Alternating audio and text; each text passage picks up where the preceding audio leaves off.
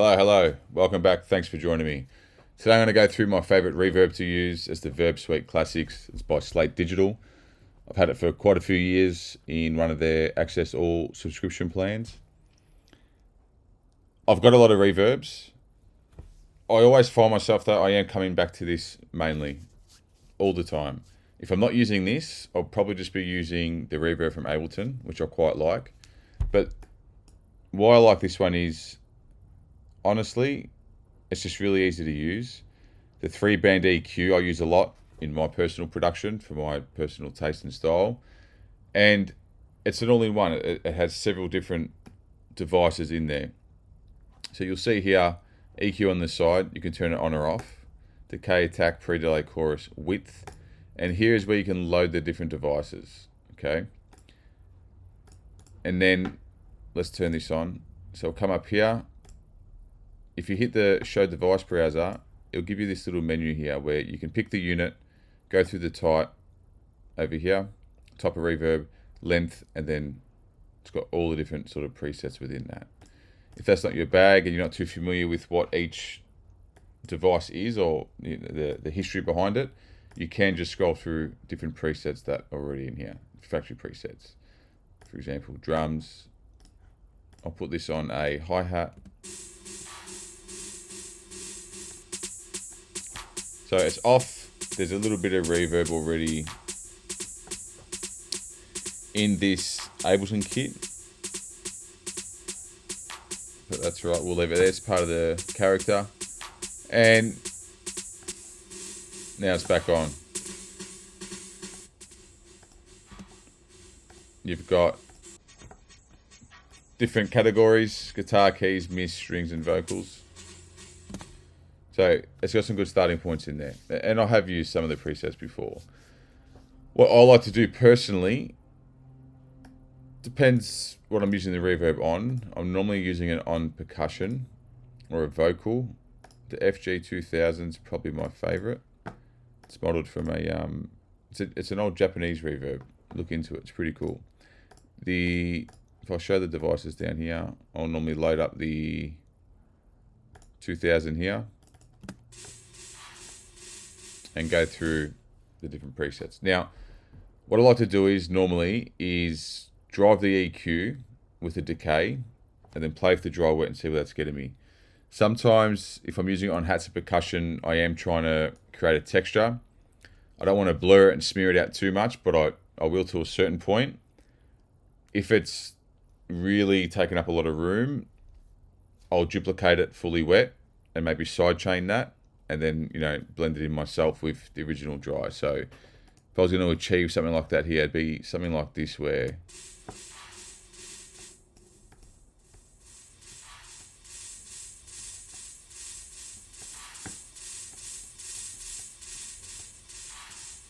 sort of just play with the EQ first. I don't really use the chorus or the width, but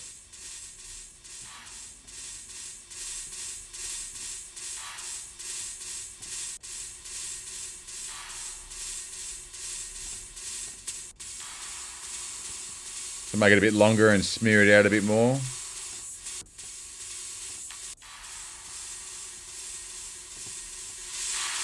And I'll really play with this 3-band EQ. I love it. So it's smearing it quite a bit. So what I would do is duplicate that and then get just a simple sidechain set up. Just from a transient up top that I've got. And depending how aggressive I go, but generically something like that. And then with the sidechain now on, I'll then probably go back and change the settings and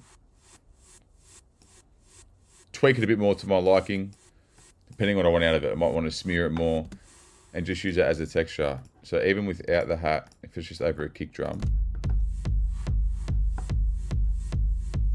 you can use stuff like this in introductions, breakdowns, anytime, but I'm more so trying to create it to use in an intro.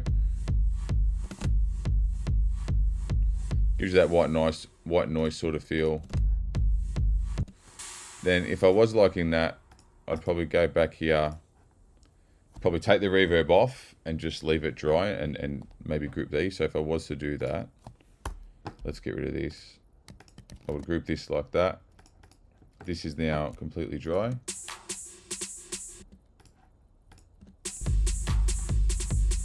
And obviously to taste, I would just go through and, you know, level things. Or what else I would do, sorry, is I'd flatten, freeze it, get it to a sample.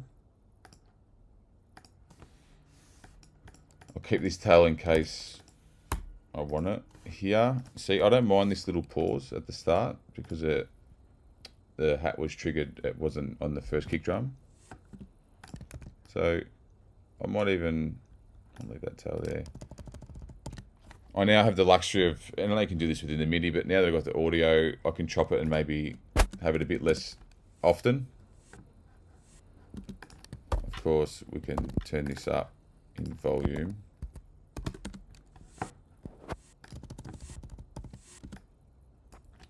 If I duplicate this, let's bring this up. This one sort of had the clap in it.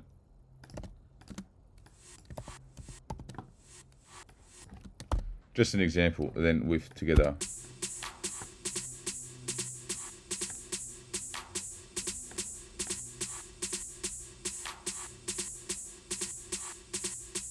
Blend it back up a little bit more. So that's just now the original loop that we had, but adding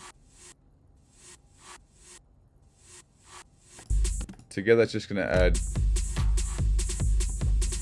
a little bit more texture. So that's one way I would do it. Freeze it, flatten it, duplicate it, group it, and then put the original dry back in. Saying that though, we'll put the reverb back on. Excuse me. Let's do this. Going back over here.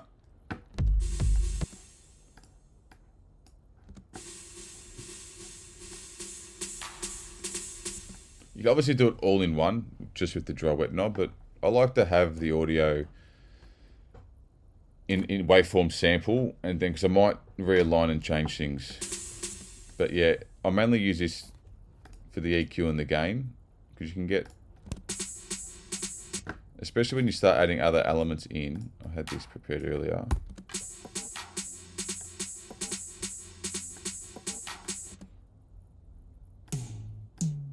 Where is it? Let's do this.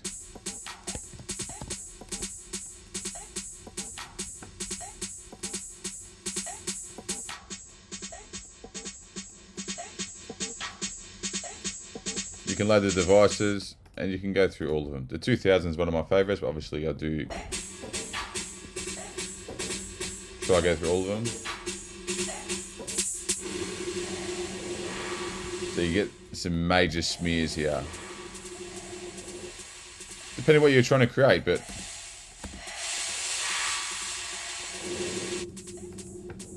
or you might go the other way.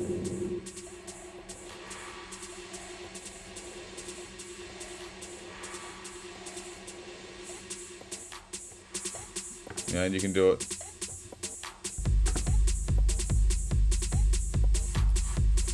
And have that underneath. So I like it. That's my process behind it, is depending on what I'm using it on, mainly percussion, get a nice texture.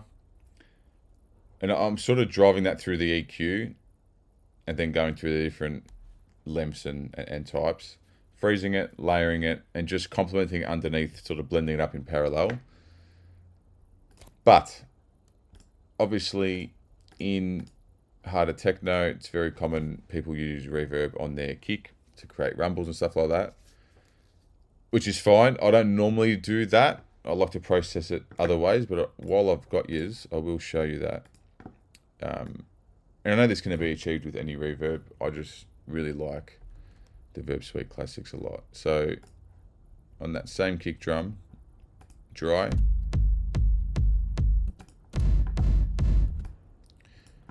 You can get some nasty shit out of this, which I like.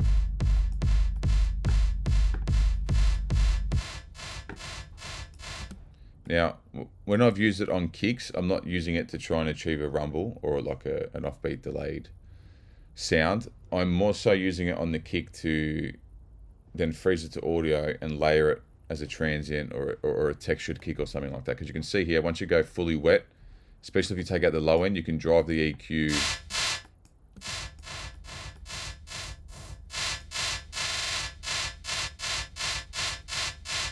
and just try and get different variations. So in this case, I'll just go through some different presets.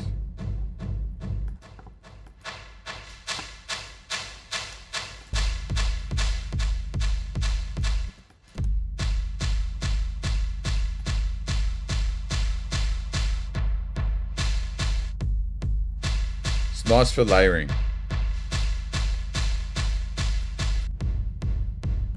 But then if you were going to go the rumble way, you can sort of obviously take out the mid and the high. Let's solo this.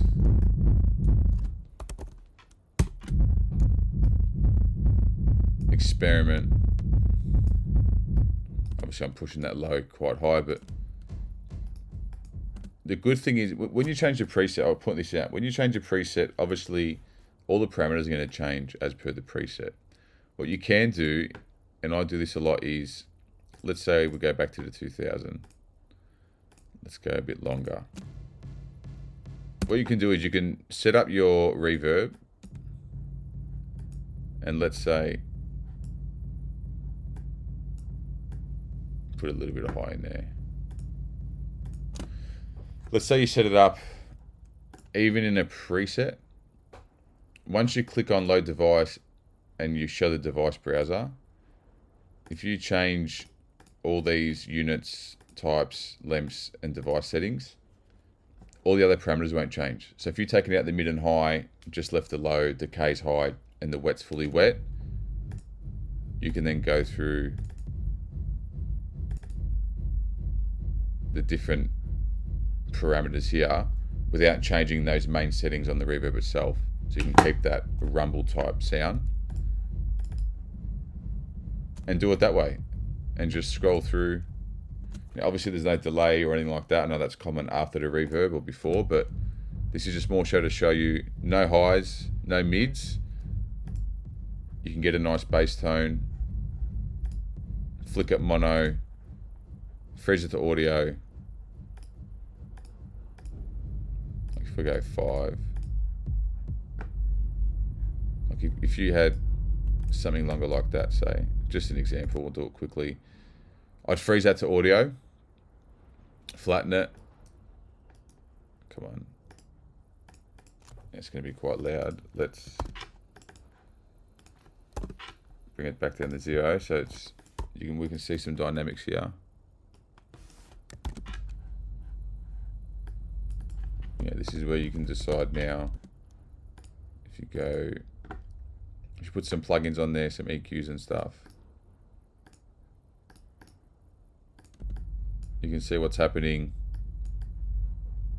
Do your thing on the EQ. And the good thing is that you got different parts of this.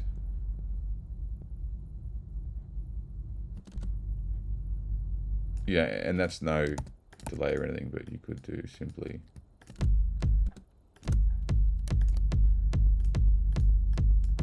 use that click, but you can sort of just hover this around, find something subtle. Let's say it's this one, this way, Command J, loop it, and then now I'd process this again and go from there, whether it be more reverb, EQ, saturation, delay, the whole lot, doing it from there. So yeah, it's a short one. I know there's heaps of different reverbs out there. They're somewhat the same. Most of them are probably personal choice, but I've been a big fan of it. I use it a lot. It's very easy to use. It's very simple. There's not too many parameters. I know other reverbs have EQ on there, but this is just really handy to have straight away. I can sort of shape and tone depending on what I'm trying to create. Go for it. Dry, wet, different parameters. Off you go. Hope you enjoyed it. Hit like, hit subscribe. We'll see you next week. Ciao.